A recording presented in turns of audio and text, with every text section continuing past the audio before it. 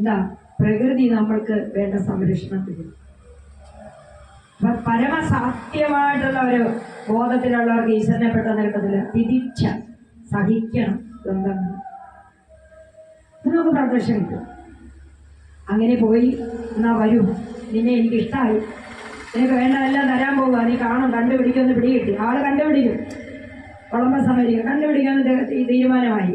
ഒരു വലിയ കാര്യം നടക്കാൻ പോകല്ലേ, ഭഗവാന്റെ അവതാരം ഉണ്ടാകാൻ പോകുന്ന നാരദർക്കറിയാം. ചെവിയിൽ മന്ത്രം കൊടുത്തത് ഈ മന്ത്രമാണ്, ഓം നമോ ഭഗവതി വാസുദേവായ. ചോദിച്ചോളം ആദ്യമായിട്ട് കിട്ടുവാണത്. പ്രഹ്ലാദ സ്വാമിക്ക് നാരായണനെ കിട്ടിയുള്ളൂ.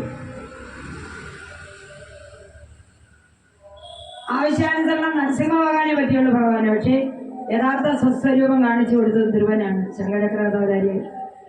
കുഞ്ഞു പോയി പ്രാണായാമം കൂടെ പറഞ്ഞു കൊടുത്തു. ഈ ഓം നമോ ഭഗവതേ വാസുദേവായ എന്ന് ജപിച്ചാൽ പ്രാണായാമം കിട്ടും. പ്രാണൻ ഉദ്ധരിക്കപ്പെടും. ഊർധ്വഗതിയിലേക്ക് പോകും പ്രാണൻ, അതോ ഗതിയിലേക്ക് വരത്തില്ല. അത് ഓം നമോ ഭഗവതേ വാസുദേവ. ഇതിങ്ങനെ ഓരോ ആധാരചക്രങ്ങളിലും തട്ടിപ്പിടുന്ന ഇങ്ങനൊരു കാര്യമുണ്ട്. ജപിക്കുമ്പോൾ ശ്രദ്ധ വേണം. ഷഡ്ചക്രങ്ങളിൽ വാക്കുകൾ തട്ടി തട്ടി തട്ടി വേണം പോകാൻ. പതുക്കെ ജപിക്കണം. ജപിക്കുമ്പോൾ എന്താ അനുഗ്രഹം കിട്ടാത്തത്? ഈ ഓടിച്ചിട്ട് ജപിക്കുന്നുണ്ടമ്മ, ഇതിൻ്റെ മാത്ര ഉണ്ട്, ഇത്ര സമയമുണ്ട്, ടൈമിംഗ് ഉണ്ട്, സർഗങ്ങളും വിസർഗങ്ങളും ഉണ്ട്. ഓം ഭൂർഭുവസ്വരാദ സവിതുർവരേണ്യം ഭർഗോ ദേവസ്യ ധീമഹി ധിയോ യോ ന പ്രചോദയാത്. യാത് അല്ലാതെ വായിച്ചിട്ട് കാര്യമില്ല. ആ രൂപം അവിടെ വരാൻ പാടില്ല. ഞാൻ ശ്രദ്ധിച്ചോണ്ടായിരിക്കും, ഞാൻ യോഗി ആയതുകൊണ്ട് എനിക്കറിയാം. അപ്പോൾ ആധാരചക്രങ്ങളിലേക്ക് നമ്മുടെ വാക്കുകൾ തട്ടണം. ക്ഷമയോടുകൂടി ഇരുന്നിട്ട് ഓം നമോ ഭഗവതേ വാസുദേവായ, ഓം നമോ ഭഗവതേ വാസുദേവായ. അകാര ഉകാര ഏകാരങ്ങളെ വേണ്ട പോലെ അറേഞ്ച് ചെയ്ത് ജപിക്കണം ഒരു ധന്യാത്മാവ്. ദൈവത്തെ കിട്ടണമെന്ന്. അതാണ് മന്ത്ര. വിഷ ഇറക്കുന്ന മന്ത്രം പ്രഭാകര സിദ്ധിയായി പറഞ്ഞത് നീലകണ്ഠ ത്രയക്ഷരി എന്നുള്ള മന്ത്രം. നമുക്ക് സാധാരണ എല്ലാവരും കേട്ടിട്ടുള്ള കൈവശ ഇറക്കുക, പല പണി ഇവിടെ ഉണ്ടായിരുന്നു. ഇപ്പം അതൊന്നുമില്ല. അപ്പൊ ആധാരചക്രങ്ങളിൽ ഇത് തട്ടണം. നമ്മുടെ ആധാരചക്രങ്ങളിൽ ഇത് തട്ടിയാലേ അന്യന്റെ ആധാരചക്രങ്ങളിലേക്ക് അത് വലിക്കത്തുള്ളൂ. വിഷത്തെ ഇറക്കാം. അപ്പോൾ ഷടാധാരത്തിനുപരി പോകുന്ന സംഭവങ്ങളാണ് ഈ മന്ത്രമൊക്കെ. വെറുതെ അല്ല. അങ്ങനെ കുഞ്ഞിന് പ്രാണായാമം കൂടെ കിട്ടി. കുഞ്ഞ് പോയിരുന്ന് ജപിച്ചു. ആദ്യത്തെ ദിവസം ഫലമൂലാദികളൊക്കെ കഴിച്ചു എന്ന് പറയുന്നു. അത് കഴിഞ്ഞ് ഒരാഴ്ച കഴിഞ്ഞപ്പോഴത്തേക്ക് പിന്നെ അതൊന്നും വേണ്ടാതായി. പിന്നെ ഒന്ന് കരിയിലൊക്കെ പിറക്കി തിന്നാൻ വയ്യ, എന്നിട്ട് പോകേണ്ട കാര്യമില്ല. പിന്നെ ഒന്നും ചെയ്യാതെ സ്റ്റില്ലായി. ബാലനായ ധ്രുവൻ സ്റ്റില്ലായി. അങ്ങനെ ഇരിക്കുക. അങ്ങനെ ഒരു സംഭവമുണ്ട്. പ്രാണനെ യമിച്ച് പ്രാണനെ മൂർധാവിലേക്ക് ആയിപ്പോയാൽ പിന്നെ പ്രാണൻ ഇറങ്ങി വരത്തില്ല. ചലനമില്ലാതെ വന്നാൽ പിന്നെ വിശപ്പില്ല, പൈതാഹങ്ങളില്ല. ജരാതരകൾ ഉണ്ടാകുന്നത് പ്രാണനെ ദുഃഖിപ്പിച്ചിട്ടാണ് വയസ്സാകുന്നത്. പ്രാണനെ നിശ്ചലമാക്കിയാൽ അമൃതത്വം കിട്ടും. അകുളപത്മം എന്ന് പറയുന്ന നമ്മുടെ സംസാരത്തിലുള്ള സ്ഥാനത്ത് പോയി അമൃത് കുടിച്ചോളും. കുണ്ടലിനി പ്രാണനും എല്ലാം തന്നെ. അപ്പൊ പ്രാണനെ നമ്മൾ നിശ്ചലനാക്കുന്നില്ല. അതുകൊണ്ടാണ് നമുക്ക് പ്രാണനെ ദുഃഖിപ്പിച്ചാൽ വാർദ്ധക്യം വരും, ജര വരും, നര വരും. പ്രാണനെ യമിച്ചാൽ എത്ര കാലം വരെ ഇരിക്കുക. ഈ ഇരിക്കുന്ന ഭഗവാൻ അങ്ങനെ ഇരിക്കല്ലേ. ഭഗവാനെ നമ്മൾ ചത്തൊന്നും വിചാരിക്കുന്നില്ല. ഇപ്പം വെള്ളത്തിലെടുത്തിട്ടില്ല, കടലിൽ നിന്നല്ലേ കോരിക്കൊണ്ട് വന്ന് ചത്ത പോലെ എടുക്കുന്നു. അപ്പൊ പ്രാണനെ ഊർധാവിലേക്ക് പോയി അവിടെ സ്വസ്ഥനായിട്ട് സംസാരത്തിലിരിക്കുക. ഒന്നും വേണ്ട, കുഞ്ഞിനൊന്നും വേണ്ട. കുഞ്ഞിന് ആ സമാധിയെ ശങ്കരചക്ര കഥാധാരിയായ ഭഗവാനെ ഇങ്ങനെ കണ്ടുകൊണ്ടിരിക്കുക. കണ്ടങ്ങ് ഇരിക്കുകയാണ്. ശങ്കരചക്ര കഥാധാരിയായ വിഷ്ണുരൂപം കണ്ട് കുഞ്ഞ് ലയിച്ചു പോയി. മനസ്സില്ല അവിടെ. പ്രാണനും നിശ്ചലം. നമ്മൾ പറഞ്ഞ പോലെ നിശ്ചല ബ്രഹ്മ, നിശ്ചലമാണ്. അപ്പോഴേക്ക് എന്താണ്? ലോകത്ത് കാറ്റ് വീശുന്നില്ല എന്ന് പറഞ്ഞു. അറിയേണ്ട വസ്തുത. ഞാനീ പറയുന്നത് എനിക്ക് ആള് കളിക്കാനല്ല. പ്രൊഫസറിനെയൊക്കെ എപ്പോഴും എനിക്ക് നമുക്ക് പറയാം. നമ്മൾ എത്ര പ്രസംഗം ചെയ്താലും ഈ കൃത്യമായിട്ട് ഈ വേദിയിൽ പറയുന്ന വൈഭവം കിട്ടത്തില്ല. ഇപ്പൊ എന്നെപ്പോലെയുള്ള ഒരാളിനെ എനിക്ക് വേണ്ടപ്പെട്ടവരെ മിസ് ചെയ്യുന്ന എനിക്ക് പറ്റത്തില്ല. അതെന്റെ പ്രായം അതാണ്. എനിക്ക് പറയണം, പറഞ്ഞേ മതിയാവുള്ളൂ. എത്രയോ പേരെ പെൺപിള്ളേർ ഇതൊക്കെയാണ് യൂട്യൂബിലൂടെ ചോദിക്കുന്നത്. അപ്പം ഒരു ബ്രഹ്മജ്ഞാനിയെ ഉപദ്രവിച്ചാൽ ലോകം അതിന്റെ ദുരിതം അനുഭവിക്കും.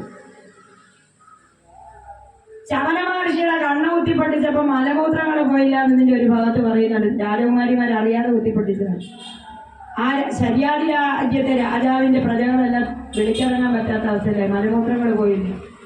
ഒരു ബ്രഹ്മജ്ഞാനിക ബ്രഹ്മമായിരിക്കുക. പ്രഭാകര സിദ്ധിയോഗി എന്ന് പറയുന്ന മഹാഭഗവാനെ പത്തനംതിട്ട ഓമല്ലൂർ ഒരു കുന്നിന്റെ പുറത്ത് കൊണ്ടുപോയി പറഞ്ഞു, എടോ തനിക്ക് പെണ്ണുങ്ങളോടെ നടക്കാനാണ് ഈ പൊടിയൊക്കെ കെട്ടി കിടക്കുന്നതെന്ന് പറഞ്ഞു. രണ്ട് ദുഷ്ടന്മാരെ കൊണ്ടുപോയിട്ട് കത്തിരിയെ കൊണ്ടുവന്ന് കട്ട് ചെയ്ത് കളഞ്ഞ മുടി, എന്നിട്ട് കുന്നിന്റെ പുറത്തുനിന്ന് ഉരുട്ടിയിട്ടു. സ്വാമി നിന്ന് കൊടുത്തു.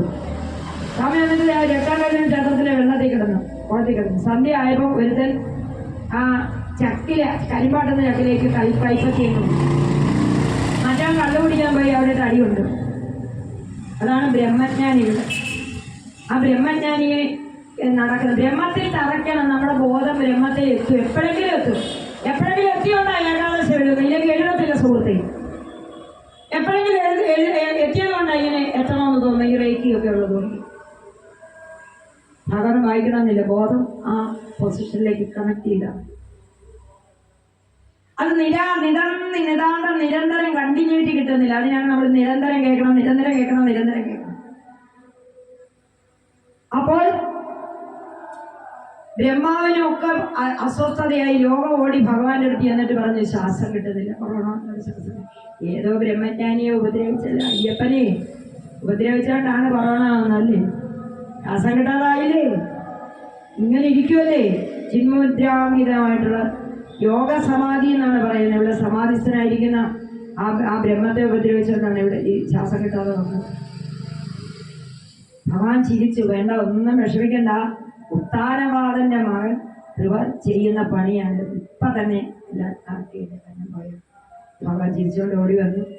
ഭഗവാൻ വന്നപ്പോ കുഞ്ഞിങ്ങനെ ഇരിക്കുക, വലിയ ആളായിട്ടിരിക്കുന്നു. ധ്രുവൻ ഇങ്ങനെ നോക്കിയിട്ട് അകത്ത് കിട്ടുന്നില്ല. ഭഗവാൻ ഇതെന്താ ഞാൻ അകത്ത് കണ്ട കിട്ടുന്നില്ല. ഭഗവാൻ പുറത്തേക്ക് ഇറങ്ങി. ഭഗവാൻ മുൻപേ നിൽക്കുക. അപ്പൊ കണ്ണിങ്ങനെ പതുക്കെ തുറന്നിട്ട് സമാധിന കാണുന്ന കിട്ടുന്നില്ല. അപ്പം ഒന്നും മനസ്സിലാവുന്നില്ല, ഒന്നും പറയാനും പറ്റുന്നില്ല. അപ്പൊ ശബ്ദം അടങ്ങണം. ഞാൻ നേരത്തെ പറഞ്ഞല്ലോ, ശബ്ദ ബ്രഹ്മം ദുർബോധം. നമ്മുടെ ഈ സ്ത്രോത്രങ്ങളൊക്കെ ശൂദ്രബോധത്തിൽ ഇരിക്കുമ്പോൾ ജപിച്ചാൽ മതി എന്നായിരുന്നു. ആത്മബോധത്തിൽ ഒന്നും ജപിക്കുന്നില്ല. വാക്കുകൾ കൊണ്ടൊന്നും ഒന്നും കിട്ടാൻ പാടില്ല. പുരാണങ്ങളൊക്കെ വെറും അങ്ങനെ പറഞ്ഞു നോക്കുവാണെങ്കിൽ ഇതിന്റെ ഒരു വാലാണ് ഈ ട്രെയിനിങ്. ഇതിലൊന്നും വലിയ കാര്യമില്ല. ശുദ്ധീകരിക്കാൻ വേണ്ടിയിട്ട് മാത്രമാണ്. ശബ്ദം ബ്രഹ്മം ദുർബോധം തന്നെയാണ്. യഥാർത്ഥ ബോധം മറ്റേതാണ്. എഴുത്തച്ഛനും പറഞ്ഞിട്ടുണ്ട്. അപ്പൊ ശംഖമാണ് ശബ്ദത്തിന്റെ തത്വം. ഊതുന്നു ശംഖ് വെച്ച് കവളിൽ തട്ടി ഈ നേറ് ശരിയാക്കി കൊടുക്കുന്നു. ശബ്ദം. അപ്പൊ കുഞ്ഞ് സ്തുതിക്കുന്നുണ്ട്, സ്തുതിക്കുന്നുണ്ട്. അപ്പൊ പറഞ്ഞു, എന്തിനാ ഇങ്ങോട്ട് പുറപ്പെട്ട് പോന്നിരിക്കുന്നത്? ഭഗവാൻ അറിയാമല്ലോ. എന്നാൽ നിനക്ക് രാജാവിന്റെ മടിയിലല്ല നിന്നെ ഞാൻ ഇരുത്താൻ പോണത്. 5 വയസ്സ് നീ എന്നെ പ്രീതിപ്പെടുത്തിയിരിക്കുക. എല്ലാവരും ഒരു ഉയർന്ന സ്ഥലത്തിന് വലിയൊരു സീറ്റ് നിനക്ക് തന്നേക്കാം. ലോകത്തിന്റെ അങ്ങേയറ്റത്ത് എല്ലാവരുടെ കയ്യിലും മുകളിൽ ഞാൻ നിനക്കൊരു സ്ഥാനം വെച്ചിട്ടുണ്ട്, അവിടേക്ക് പൊക്കോ. 40,000 വർഷം ഭൂമിയിൽ നീ ഭരിക്കുകയും ചെയ്ത ഒരു രാജ്യം. അങ്ങനെയാണ് ധ്രുവ നക്ഷത്രം സൂര്യമണ്ഡലത്തിന് അടുത്ത, അതായത് സപ്തർഷികൾക്ക് മോളിക്കൊണ്ടിരുത്തികളെ ധ്രുവൻ. ധ്രുവനെ കണ്ടിട്ടല്ലേ കപ്പലുകാരൊക്കെ നോക്കുന്നത്, നമ്മളെ കണ്ടുവന്നു. ഭഗവാനപ്പ എന്താ നമ്മളെ ആരും അംഗീകരിക്കുന്നത്? നമ്മുടെ ഈ വാക്കുകൊണ്ടല്ലേ അംഗീകരിച്ചർപ്പിക്കുന്നത്. നമ്മളാ അവസ്ഥയിലെത്തുമ്പോൾ ഭഗവാൻ നമുക്ക് അംഗീകാരത്തിന് വേണ്ടിയിട്ട് എന്തിനാ ശ്രമിക്കുന്നത്? സത്യം പറയാം, ഞാൻ ഒരുപാട് ട്രെയിനിങ് കൊടുത്ത എല്ലാം പോക്ക് കേസുണ്ട്. കുറേ PhD-ക്കാർ നമ്മുടെ ഏരിയയൊക്കെ എല്ലാം പോയിരിക്കുക. രാഷ്ട്രീയത്തിൽ അംഗീകാരം കിട്ടണം. ആർക്കാരംഗീകരിക്കണം? ഞാൻ എന്നെ അംഗീകരിച്ചാൽ പോരെ? ഞാൻ എന്നെ അംഗീകരിച്ചല്ല, ആത്മാവിനെ അംഗീകരിച്ചാൽ പിന്നെ എന്റെ മുമ്പിൽ ആരും ഒന്നും അല്ല, ആണോ? അപ്പൊ ആത്മാവിനെ അംഗീകരിക്കുന്നില്ല നമ്മൾ. അപ്പൊ അംഗീകരിക്കപ്പെടാൻ ചെയ്തത് അങ്ങ് അറ്റത്ത് കൊണ്ടുവന്ന് കൊടുത്തു. ധ്രുവപദം എന്നതിന് പേരുണ്ട്. ആ ധ്രുവപദത്തിന് താഴെ നിന്നാണ് ഗംഗ വന്നതെന്ന് പറയുന്നത് ദേവി ഭാഗവത്തില്. ഇവിടെയൊക്കെ വെള്ളമുണ്ട് മുകളിലേക്ക്. അതെല്ലാം കഴിഞ്ഞു, തിരിച്ചു വന്നു, സ്വീകരണത്തോടുകൂടി കൊണ്ടുവന്നു. കാലമെല്ലാം കഴിഞ്ഞു, കാര്യങ്ങളെല്ലാം കഴിഞ്ഞു. മടങ്ങി പോകാനായിട്ട് വിമാനം വന്നെന്നാണ് പറയുന്നത് ഭാഗത്തിൽ. അപ്പൊ എന്താ നോക്കുന്നത്? അമ്മയും കൂടെ ഇരിപ്പുണ്ട് അത്രയും വർഷം. അതായത് ഈശ്വരനിലേക്ക് പ്രേരിപ്പിക്കുന്ന ആത്മാവിനും അനുഗ്രഹമുണ്ട്. പല കഥകൾ ഇതിനകത്തുണ്ട്. സംപ്രേര്യമാണ് പ്രകൃതി. രണ്ടുപേരും പരസ്പരം പ്രേരകമായിട്ട് തന്നാൽ വലിയ ഗുണമാണ്. അപ്പൊ ധ്രുവന് വിമാനം വന്നപ്പോ തിരിഞ്ഞു നോക്കി, അമ്മ വേണ്ടേ, അമ്മ എങ്ങനെ ഇല്ലാതെ അമ്മ കാരണമല്ലേ ഇവിടെ എത്തിയത്. അപ്പോൾ ദൂതന്മാര് പറഞ്ഞു മുന്നോട്ട് നോക്കാൻ പറഞ്ഞു. സുനീതി മുന്നേ പോകുന്ന പ്ലെയിനിൽ ഇരിപ്പുണ്ട് വിമാനത്തിൽ. അപ്പൊ അതാണ് ഈശ്വരനിലെത്താൻ സഹായിക്കുന്നവർക്ക് ഗുണം. അപ്പോൾ ധ്രുവന്റെ കഥ ഞാനിവിടെ സമർപ്പിക്കുകയാണ്. ഉച്ചക്കത്തെ പാരായണം നടക്കട്ടെ. അപ്പോൾ ഓം നമോ ഭഗവതേ വാസുദേവായ എന്നുള്ള മന്ത്രം എല്ലാവരും കൈക്കൊള്ളു. ഓം നമോ ഭഗവതേ വാസുദേവായ എന്ന് പറഞ്ഞാൽ ശുദ്ധമായ ബോധം എന്നാ, വേറെ ഒന്നും അതിനകത്തില്ല. ഒരു വിഗ്രഹവും വേണ്ട, ഒരു പാരായണവും വേണ്ട. അകത്തെ ആറ്റിറ്റ്യൂഡ് അതായിരിക്കണം, ബ്രഹ്മമാണ് ബ്രഹ്മമാണ് ബ്രഹ്മമാണ്. എത്ര കാലം ജപിക്കണമെന്ന് എനിക്ക് പറയാനൊക്കത്തില്ല. നമ്മുടെ കർമ്മദോഷങ്ങൾ, നമ്മുടേതായ പാപചിന്തകൾ, പാപം ഇല്ല. എവിടെയാ പാപം? അങ്ങനെയുള്ള എല്ലാം പാപമല്ലേ, ചവിടുന്നിടത്തൊക്കെ പാപമല്ലേ. പാപചിന്ത ശേഷിക്കും. പ്രജ്ഞാനഭരത എന്നാണ് ഗിൽറ്റി കോൺഷ്യൻസ്, അതുണ്ടാവും. ആ പാപചിന്ത പോകുന്നിടത്തോളം നമുക്ക് ആ ടാർഗറ്റ് ഫില്ലപ്പ് ചെയ്യാൻ പറ്റത്തില്ല. എപ്പോഴും ഇംഗ്ലീഷിൽ പറഞ്ഞില്ല. അതുകൊണ്ട് ജപിക്കുക. എന്നോട് എല്ലാവരും ചോദിക്കും, അമ്മ 10,000 ഒരു ജപിച്ചാൽ മതിയോ? 10,000 ഒരു ജപിച്ചോണ്ട് നമ്മൾ അപ്പുറത്തെ ആളുണ്ടല്ലോ മഹാമോശമാണ്, ഫോണിൽ കൂടെ പറഞ്ഞു കൊടുക്കാം, ജപിച്ചു കഴിഞ്ഞാൽ അവിടെ തന്നെ. ഇല്ലെങ്കിൽ അതൊക്കെ നമുക്ക് സാധിക്കത്തില്ല, അങ്ങനെയൊന്നും ചെയ്യാൻ പാടില്ല. അപ്പം നമ്മൾ പരിശുദ്ധാത്മാവായിട്ട് ഇരുന്നുകൊണ്ട് ജപിക്കുകയാണെങ്കിൽ ഉടനടി കിട്ടും. ഈ പാപഫലങ്ങളെല്ലാം നമുക്ക് പെട്ടെന്ന് ഇല്ലാതാക്കാം. പാപം ഇല്ല. ആ പാപചിന്തയെ വിട്ടേര്. പ്രജ്ഞാനം കരുത, പ്രജ്ഞയിലെ ദുഷിപ്പിക്കുകയാണ് ആ ചിന്ത. ഭഗവാനെ കിട്ടിക്കഴിഞ്ഞാൽ പിന്നെ നമുക്ക് ഭഗവാൻ എന്തൊക്കെ ചെയ്തു തരും. അതാണ് പുതിയ താളുകൾ, പുതിയ തിയറി പറയുന്നത്. അബുണ്ടൻസ്, ഐശ്വര്യം കിട്ടുമ്പോൾ എങ്ങനെയൊക്കെ നമ്മൾ വലിയ വീട് കാറുണ്ട്, നല്ല സന്തോഷം പിന്നെ ആ ഒരു സങ്കല്പം കൊടുക്കണമെന്ന പോലെയാണ് പോസിറ്റീവ് തോട്ട്സ്. ഭഗവാനെ കിട്ടിക്കഴിഞ്ഞാൽ നമ്മൾ എന്തായിരിക്കും, ഭഗവാനോട് സന്തോഷമായിരിക്കും. വൈകുണ്ഠത്തിൽ പോകും, ലക്ഷ്മി ദേവിയെ കാണും, വൃന്ദാവനത്തിൽ പോകും, രാധയെ കാണും, ഭഗവാന്റെ ഇങ്ങനെ പാർഷന്മാരെ കാണും. വേറൊരു ലോകമുണ്ട്, ആസ്ട്രൽ ലൈഫുണ്ട്. നമുക്കൊരു ലൈഫ് ഉണ്ടായിരുന്നു. അതുകൊണ്ടാണ് നമ്മൾ ഇവിടുന്ന് പറയുന്നത്. എന്നെ സംബന്ധിച്ചിടത്തോളം ഞാൻ മിക്കവാറും വെളുപ്പിനെ വീഡിയോ ഇടും. എൻ്റെ ഒരു ഭാഗ്യം എന്ന് പറഞ്ഞാൽ നേരിട്ട് കാണാം ഈ ചക്രവാളം, പടിഞ്ഞാറും കാണാം. പാതിരാത്രിക്ക് എഴുന്നേറ്റ് നോക്കാൻ നല്ല രസമാണ്, നമുക്കിത് കാണാം. അപ്പോഴേക്കും നമുക്ക് തോന്നും ഞാൻ പോകേണ്ട ലോകം, എൻ്റെ ലോകം അവിടാണ്. എൻ്റെ അച്ഛൻ്റെ വീട് മുകളിലാണ്, ഇതല്ല എൻ്റെ അച്ഛൻ്റെ വീട്. അപ്പം എൻ്റെ അച്ഛൻ്റെ വീട് ഞാൻ കണ്ടുപിടിക്കും മുകളിൽ. അവിടെ ശുക്രനുണ്ട്, ചൊവ്വയുണ്ട്, ശനിയുണ്ട്, എല്ലാവരും ഉണ്ട്. ടെറസിൻ്റെ മുകളിൽ ഇരുന്ന് ഒരു 10 മിനിറ്റ് നോക്കിയാൽ മതി. നമ്മുടെ ഈ പ്രാപഞ്ചിക ബോധം വിടും. പ്രപഞ്ചം ഒന്നുമല്ല. അപ്പോൾ ഡെയിലി ആ ഒരു പ്രാക്ടീസ് ചെയ്യുകയാണെങ്കിൽ നമുക്ക് ഭഗവാനിലെത്താം. ഞാനെൻ്റെ ഉച്ചയ്ക്കുള്ള ഈ ഓം നമോ ഭഗവതേ വാസുദേവായ എന്നുള്ള മന്ത്രം ഞാൻ വ്യക്തമായിട്ട് പറഞ്ഞിട്ടുണ്ട്. മനസ്സിലായോ? ജപിക്കൂ. ഭഗവാനെ കിട്ടും. അമ്മയാ അല്ല ഇപ്പം പറയുന്നത്, പ്രഭാകര സിദ്ധിയോഗിയാണ് പറയുന്നത്.